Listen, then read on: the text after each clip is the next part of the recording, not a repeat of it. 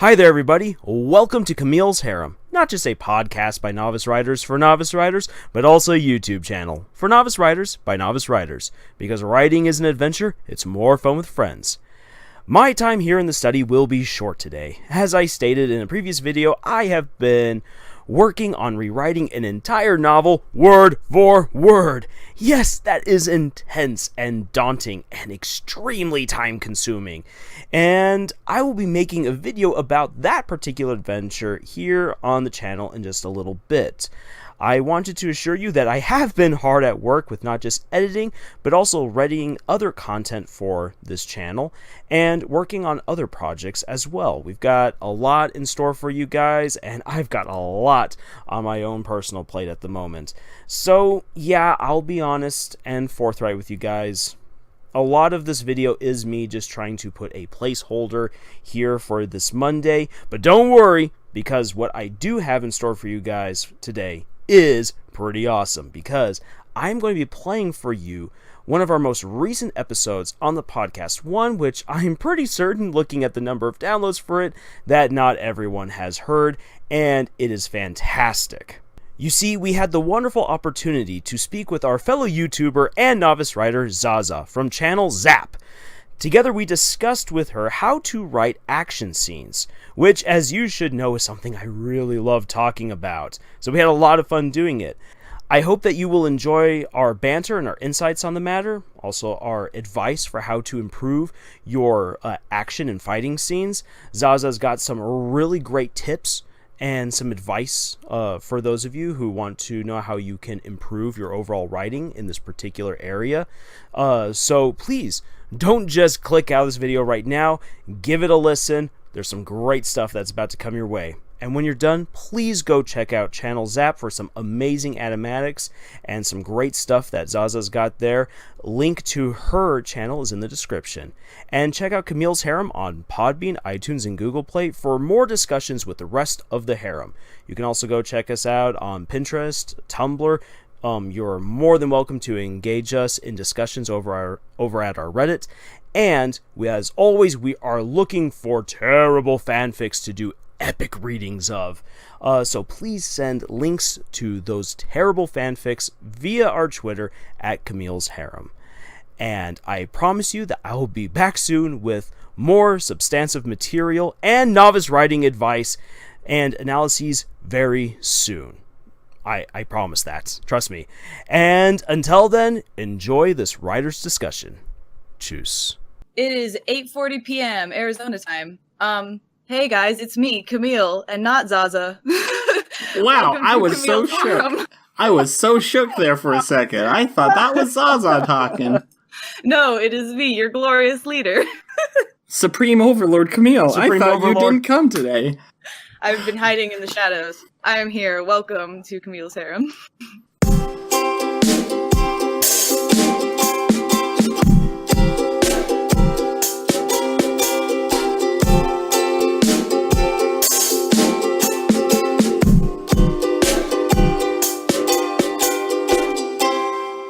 And then the intro music plays.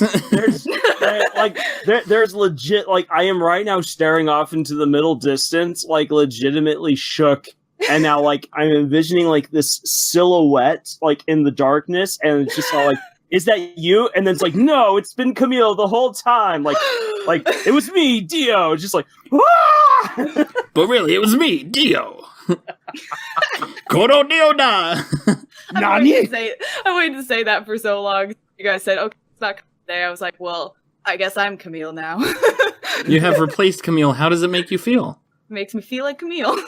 Well, I don't know if that's good or bad, but let's continue. Welcome to Camille's Harem, a podcast by novice writers for novice writers, because writing is adventure, it's more fun with friends, but don't worry, because we're just as lost as you are. Hi. Hi there. Hey! So we're joined by, not Zaza, but Camille today. Well, would you like me to introduce myself as Zaza? I can shapeshift into many forms. That might be a good idea. Let's just pretend like you're Zaza today. All right, cool. Yeah. Or introduce her, Camille, as though you're reading off Zaza from a Pokemon card. Oh, there you go. Yeah. I'm sorry, I can't do that. I have other plans. Okay. That's fair. Hi guys, I'm back again. My name is Zaza. Zap, now making guest debut on the podcast, Camille's Harem. Thanks for having me. Okay, that was what I got. I liked it. Talking away. Although, unfortunately, there was a little bit of choppiness between there was. It was right on the cusp of the recognition of what kind of audio it would send. So it's just I got half of the song just in little spurts, but the rest I got good. So okay, it works. That's cool at least. Yeah, that song comes in handy when you've played the Just Dance version enough that if you're at a party and that song Just Dance from memory. Yeah. Anyway, okay.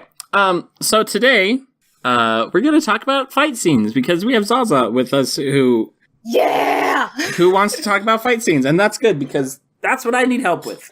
And she comes highly recommended by me because she totally rescued one of my fight scenes. So it's my favorite thing to write. So I'm very happy to be here to talk about this. And that's the one thing I lack at. So this is good. Okay, not the one thing. Humble brag. Yeah. But anyway, who wants to start us off today? I'll get us started. Okay.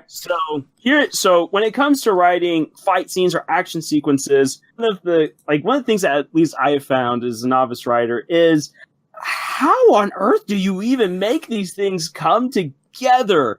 And I mean, I'm coming from the place of someone who loves watching movies. I love action films. And you get to hear all these different stories, all these really conflicting stories about, well, we didn't have any choreograph, we just did it. And then others who then say, well, we had choreograph and then we kind of ad-libbed and then just became big and massive. In other cases, it's no, we got our choreographers together, we got actual fighters, whether it be boxers or fencers or whatever, coming on in and teaching our actors and our set and our other people on the set how to do all of these things exactly, so we just have beautiful imagery and beautiful sequences and yada, yada, yada. And so then when you're sitting down as a writer, you don't have an entire committee of professional fighters and choreographers around you to help you out. You're kind of left on your own.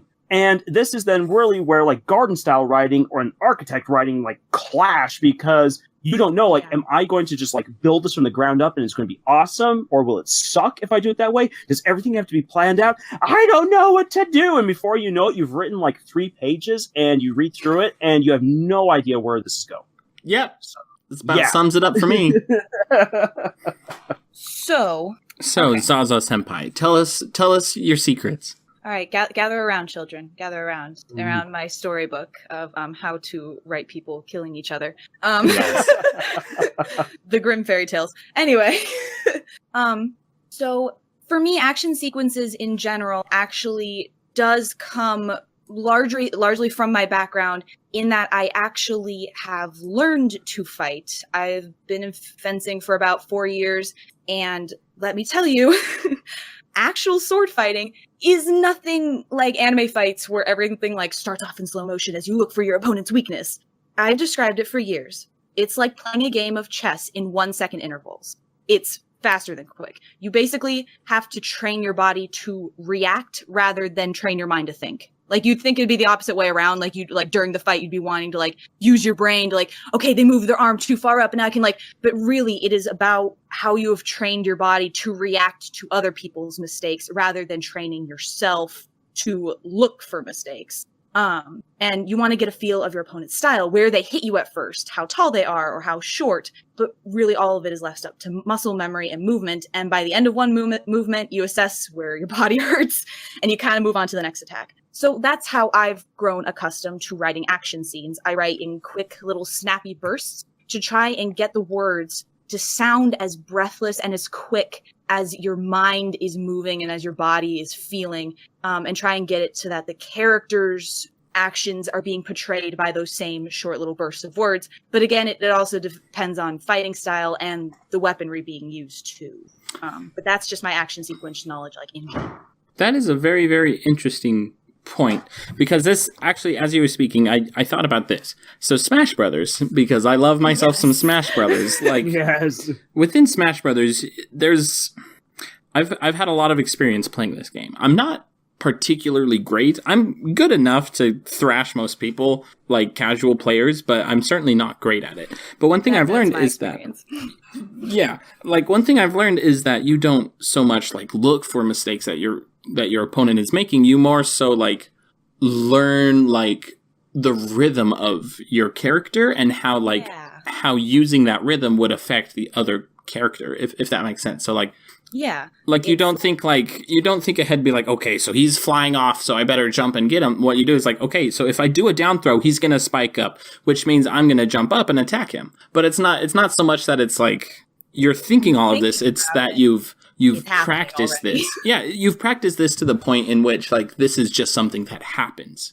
Like you don't think about, oh, he put up his shield, wait for his shield to go down. No, you just like, you do it. You don't think about it, you just do it. And like, exactly. If you try to stop and think about it, you're just gonna like trip over yourself. And that's what I found while playing Smash Brothers. If I actually like stop and think about it, I'm only gonna be playing worse. And if you stop and think about it in fencing, you're hit. It's like, like it's you get stabbed. It's very much a chess game. You are looking not so much to exploit an opponent's weakness. You're looking for what advantage they have and trying to use that against them. So turning this all back around to writing, I can't say that I have ever actually planned out an actions. I know very much that there are 2 characters fighting, maybe 3, sometimes 7, because there's 7 main characters in the story I'm writing right now, which is nuts to keep track of. But amen. Yet there's Lars here who's like, 7 characters? That is nothing. Yeah, I've got my pantheon. But from basically what I have learned with this is that I want to emphasize more what the reactions are to what someone is doing than actually describing what someone is doing. Okay. I guess like there is a scene where I have 2 Jedi-ish characters fighting each other, and because it is sword fighting, I was able to better write it than maybe like a fist fight or a fight on a train. But I found myself describing more one character putting their sword up to block another character, the other character's incoming attack to the head, rather than saying the sword swung for their head, they put the sword up. I would say they put their sword up, the sword impacted, like they parried basically. Okay. It was the reaction before the action. It was the reaction before the action. So that way you're getting a sense that whatever it is that the person is fighting is very quick. There's no time to think about what they're doing. You just have to trust that you're going to be able to do it. But it really does depend on what weapon is being used and the person's personality. Because depending on that person's personality, that's going to shape how they fight. If a person is insecure, they're not going to be confident enough to go on the offensive, which probably means in a sword fight, they're going to lose. But if someone is very confident in themselves, they are going to very easily run into an attack that is going to get them stabbed. Like there has to be a balance there, but what their mistakes are is going to depend on what the personality is. Yeah, so and I want to jump off of that. I want to jump off of that personality point real quick. I'm going to let you talk eventually, Lars. I promise. No worries. I'm enjoying this because one of the things that I wanted to bring up was in this fight scene. So this is the most competent fight scene I've written so far, and this one is as I was explaining to you guys before we started recording. This is the main character watching a fight scene happen. So basically, the background behind this is that. Basically, these people are trying to rob the king, right? Or I guess at this point, he's the prince. Trying to rob the prince. And so the prince has both the main character and the royal guard with him. And so these people show up, gonna rob him. But the royal guard, steps in just boom, bang, bong. Yep, you're gone. And then they all run off. But this scene in particular, one of the reasons why I think it's so competent is because the character is watching all this happening, and she's just giving a running a running commentary on it. One of which is so spot on to her character, and so it's this scene is a way to explore this character in a whole new setting. You know what I mean? And I feel like that's what you should try to do with fight scenes. You shouldn't try to make something that's extremely action packed and whatnot. It should be something that really breaks down your character, really like shows it from a new perspective. And that is actually something that I was wanting to bring up at some point, and I'm glad that you did, because action scenes are very much a defining feature of writing. Like something is built up to this moment, to this fight. There's a reason it's happened. And for that reason, I think that there is action in dialogue. Dialogue can be written as action. Mm-hmm. So I find myself quite often, especially in a tense situation in which something is building, possibly up to a fight, or just two characters talking with each other and discussing something, it is still very much in that almost action scene format, in which it is a back and forth between two characters, and you know which two characters it's fallen into a pattern. Similar to how you would write a fight between two characters, it somewhat falls into a pattern at some point until one person discovers the pattern and breaks it. As I actually wanted to bring out, it's very much like a dance. And I know that, Lars, you actually, in when I was reading from your Bleed, Steam, and Steel, you use that word quite often to describe two people fighting as a dance. They're like, and I actually liked that a lot, because if fighting is a dance, then action dialogue is a song. There is an action and a reaction. I need to write that down. On a shirt. Put that on a shirt. That is shirt worthy. That is shirt worthy. Shirt. Well, I'm glad I could contribute to that. That was pretty cool. That was fantastic.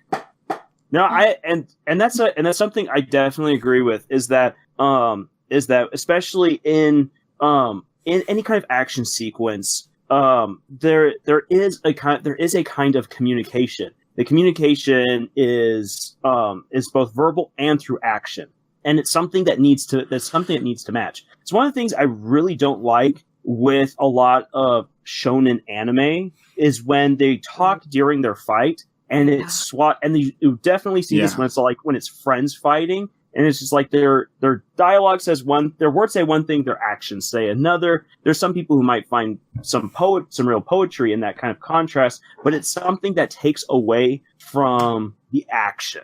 And that's one of the reasons why the scene that Zaza really helped me out with, Bleed, Steam, and Steel, between two characters, Asuka and Kana, as they are having this really intense duel with each other. Their words are that it reflects not just how fiercely they're fighting each other, but it reflects the bitter feelings and the rivalry that they've had for a long time, such as like after they've gone back and forth really hard, fighting. There's almost no words, and they pull back because they both need a breather. Your characters can't fight straight for 10 minutes and be unwinded. It doesn't happen. Right. Yeah, like I can say 2 minutes into about, you're winded as heck. You can't breathe. Everything hurts. Yeah, exactly. So they pull away, and as they pull away, they're composing themselves. And as they're composing themselves, that's when they quickly trade barbs, and it gets them right back to find each other, because they're trying to set the other one off with talking. Like, is there any kind of way that I can goad this person, set them off their balance? And when one of the characters, Kana, when she thinks that she said the right kind of thing to put Asuka off balance, or to put her guard somewhere else, she swings right again in to try to slash Asuka open, and it then devolves into an absolute melee between the two of them, once again reflecting just how emotional they are becoming.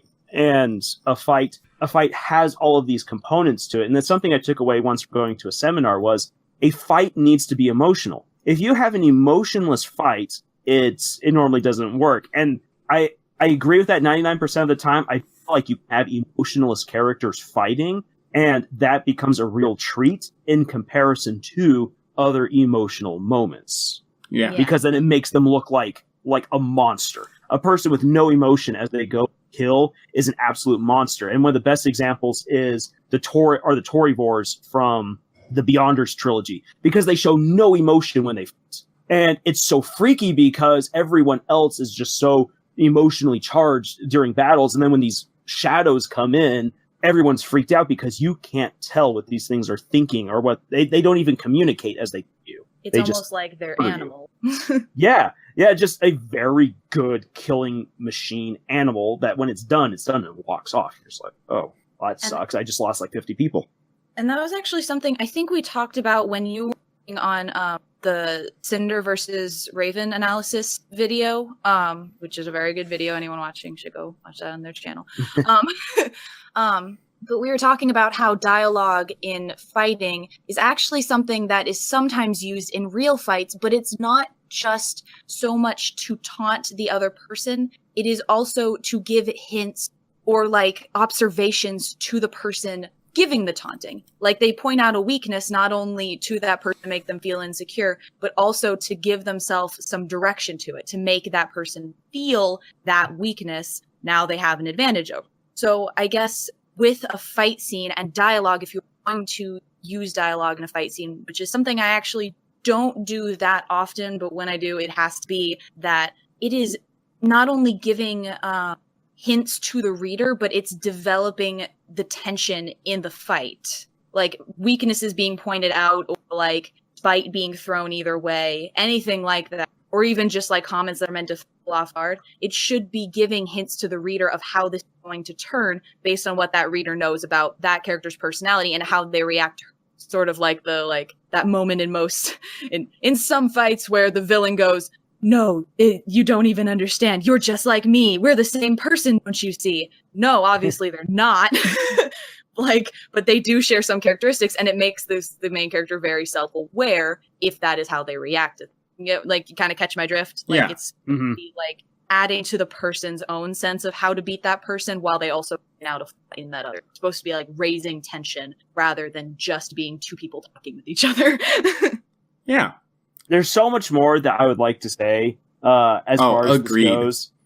So we definitely need to have like parts 2, 3, 4, 5, I think. Oh yeah, I want to keep revisiting this and keep having Zaza on too, because yes, Zaza, you're a blast. We quite enjoy you. Yeah. Thank you. I do have one thing I want to say, and this is a little more new information, I guess, right here, but this is something that I really have to thank Zaza for, because it's really helped me out. Structuring your paragraphs. If there's one tip that I can really strongly give for this episode, it's knowing how to structure your fights. And something that Zaza really showed me that helped me out a ton was making your bursts of action very short and clipped.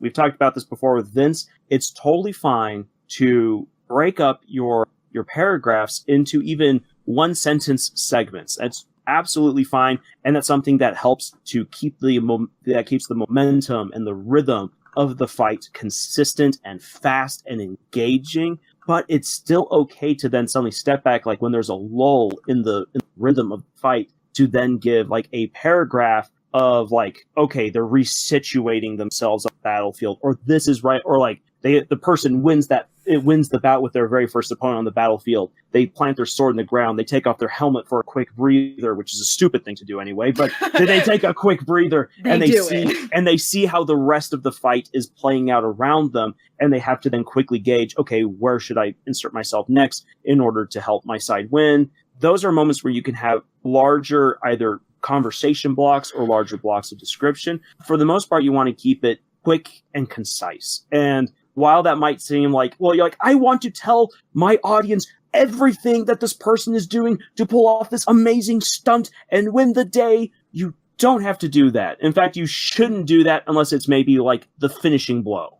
Because your fight is there to entertain, not to wow your audience with your technical jargon and know-how. Yeah. Yeah. Exactly. Yeah. And like, you have to remember, this is a book, not a movie.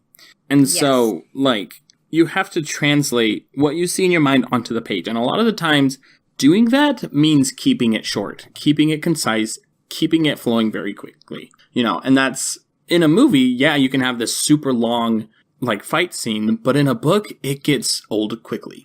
And I mean, a picture says 1,000 words. So if you are trying to explain what is going on in your head as if it's going to be thousands of words, it will run on for too long if you try and describe every movement and every little thing that is going on. Yeah.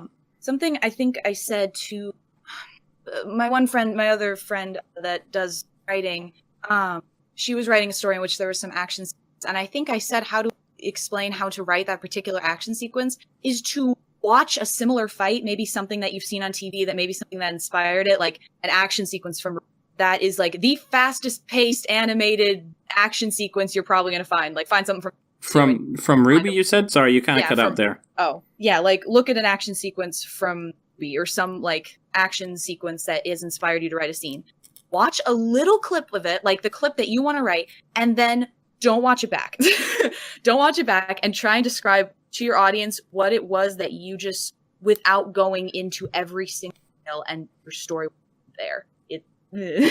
It's convoluted, but that's something that I just got as a writing exercise. And I really like that. I think that that's something that how can I saying into practice? This right here, what Zaza's just said, is I think a fantastic thing to do. It can be with Ruby, it can be with an anime, it can be with watching John Wick. Whatever it is, watch a short sequence of action and try recreating it on the page. And yeah, keep it nice and concise. Don't go like 3,000 words on in. And you'll probably realize that the least amount of words you can use to describe it, but still describe it accurately, is probably going to be the best recreation you can make of that action scene. Yeah. I just remembered. I had that written down. A really good way to do that action scene thing that I was just talking about a second is I'm an animator, so when I'm actually animating fight sequences, I do keyframes. What's called keyframe. Yeah, like the main set of actions that are going on in the story, and then I do the in-betweens, which then make movements very fluid and flowing and whatever. But when you want there to be a quick action scene, there's going to be almost no in-betweens. It's going to go straight from the person jumped to the person kicked. There is no flying through the air sequence. It is, if it's going to be a fast jump and kick sequence, it's going to go from keyframe to keyframe. Yeah. There's not going to be any in-between. Yeah, so and let your readers put in the in-betweens. Exactly. Yeah. So if you're wanting to do this particular exercise, which you watch a fight sequence, while you're watching it, every once in a while, when a major movement is made, pause it. And then each of those times that you've paused it, you only are going to describe those parts that you've paused on. Those movements from one thing to the next thing as can, unless it is a movement in which there is the required in-betweens to describe something moving from one space to another space. But if it is like fist fight, you don't have to describe the guy's fist going all the way, like starting back and going all the way until he hits the guy in the face. You're going to go, fist is here, fist is in the guy's face. It's going to be as quick as that. It can even just be the fist is in the guy's face now. Like it's not, it's going to go that like boom, boom, boom, boom, boom. Yeah. So that's what I got. Well, beautiful. So that's going to do us for now. Zaza, before we actually get into the outro, do you want to kind of give yourself a little plug-a-rooski? A shameless plug-in. A shameless plug-in. A little self-insertion. Anyway. Insert yourself into this podcast. All right. So, I have a YouTube channel. It is Zap, Z-A-P with an exclamation mark. YouTube is stupid. You're probably just going to have to use the links in the description. I have a Tumblr blog. I have a Twitter. I have a DeviantArt, also links. I write a Star Wars fanfic. A fanfic, yes. I'm frickin' frick. A fanfritter called Star Wars Free Reign that I write with my friend Zach. And you guys should go check it out. We are on chapter 12 of this long-running series. So if you guys want a super cool Star Wars action-packed gray Jedi story, then go ahead and check that out. And that's what Beautiful. Yeah, and thanks for coming back on. Let me try that again. Thanks for coming on with us again, Zaza. We do appreciate it. We, as I said, we do actually really enjoy having you on. You've been a blast. But with that said, I had so much fun here. So thank you so much for inviting me on. And I have just been having the most fun time talking about writing in a way that is like recorded, and I can listen back for when I forget my own advice. Yeah. Honestly, though, that is exactly what this podcast exists for. If not anybody else's benefit, our own benefit. And that's all that matters to me. But anyway, yeah, plan on coming back in the future because we like it. But with that said, make sure and follow us on all the places or on all the things except Instagram, MySpace, LinkedIn. But yeah, YouTube, we got all sorts of videos.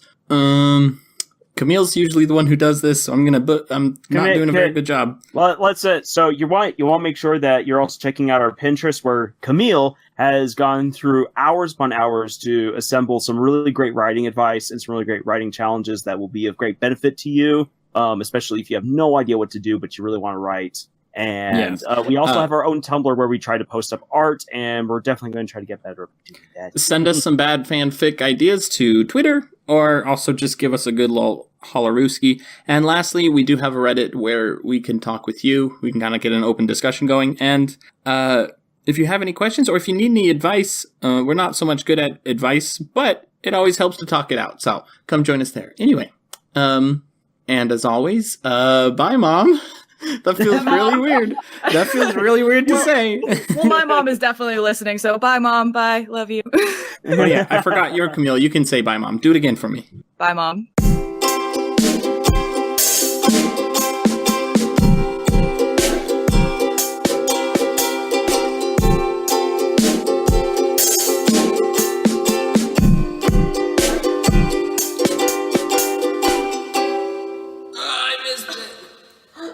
Welcome to Story Bits. We're going to talk about our stories for a bit. Hopefully, we're going to keep this down to 5 to 10 minutes, but we probably won't. Here. So, yes, Zaza is still here. We can't get rid of her. We've tried. It's fantastic. I'm like a leech. I'm a leech. It's impossible to get rid of. But anyway, so we're going to talk a little bit about meta.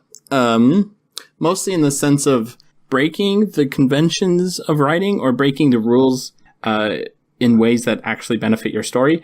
And if I say I'm not going to talk about Bakemonogatari, does that mean I've already talked about Bakemonogatari, therefore I'm lying? Okay. Yes, I don't know. well, lying. Liar. Pretend I didn't say that. Anyway, Charlatan. moving on.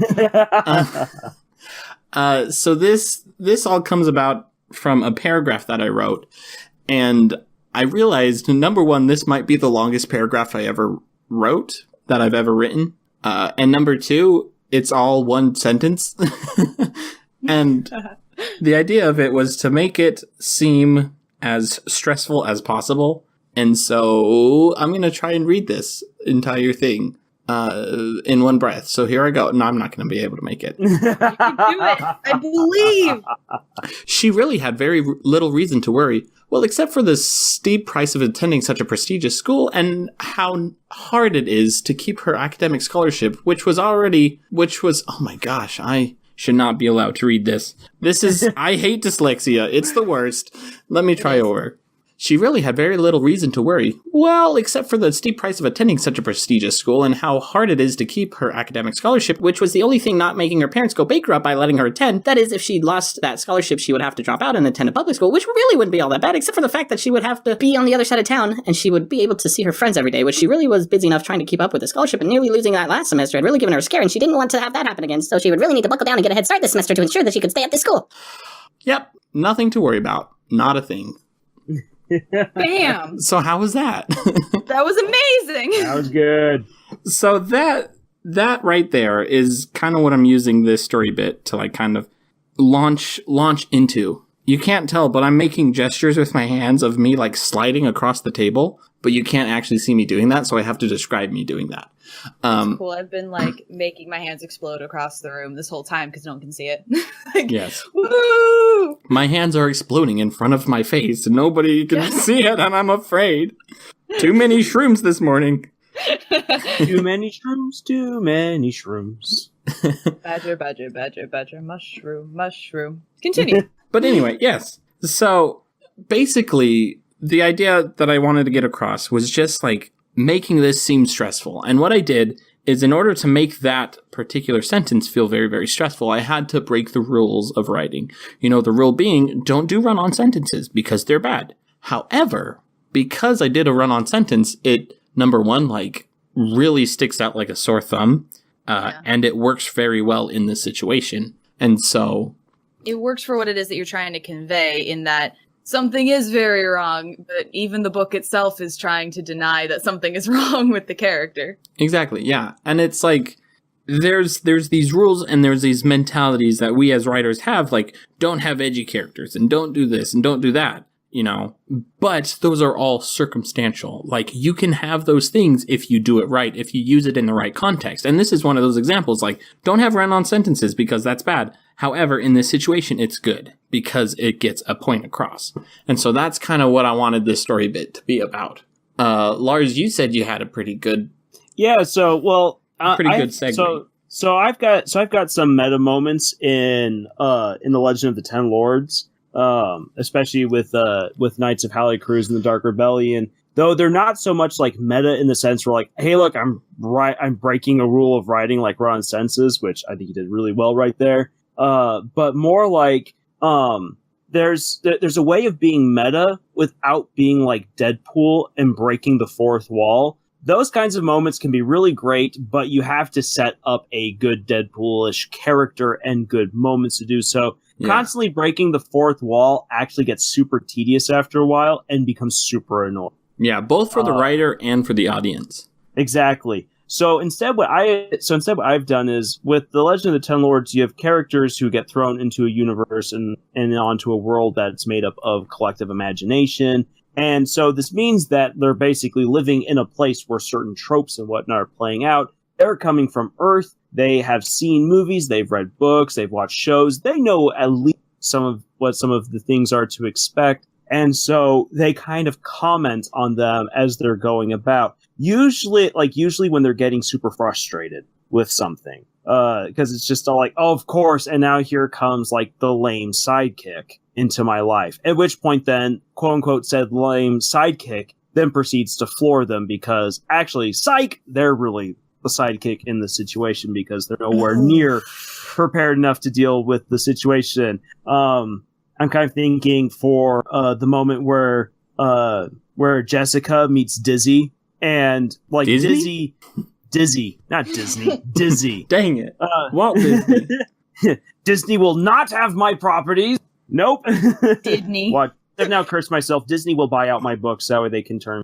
Disney will never take my stories alive. Wait, who are your people? No. Who are your people? $10 million? That's just a thing. You can have my firstborn child too.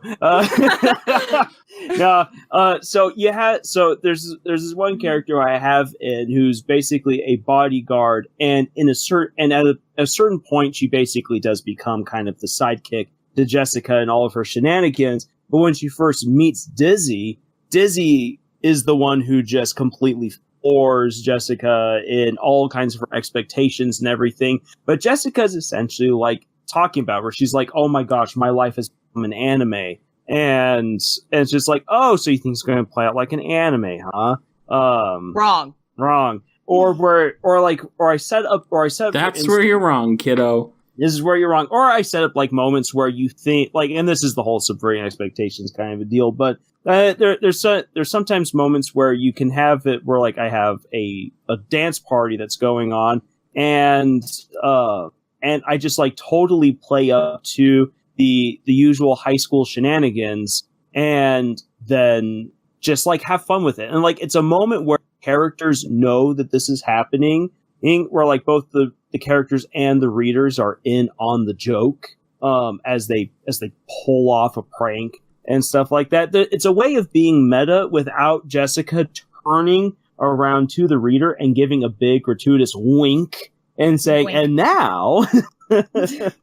So, like, what you're saying is that you're allowed to break writing rules if there's a purpose to them. You can't just break writing rules for no reason. You gotta break it. Exactly. So, like, a run-on sentence is normally frowned upon, but if you're trying to convey the meaning of, like, anxiety, then yes, do a run-on sentence. And if you want to break the fourth wall without actually breaking the fourth wall, just, like, slap some tropes in the face. Kick them while they're on the ground. Just, like, have some tropes and then mess with them.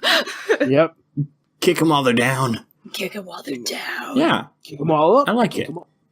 I like it. There was another point I wanted to, I was thinking about making, but I think we pretty much covered it anyway, so it's a moot point. That was a pretty good story bit. This has been Story Bits. That's a bit. And those are finger guns. Hey. Yeah. Pew, pew, pew, pew, pew, pew. Okay, bye-bye.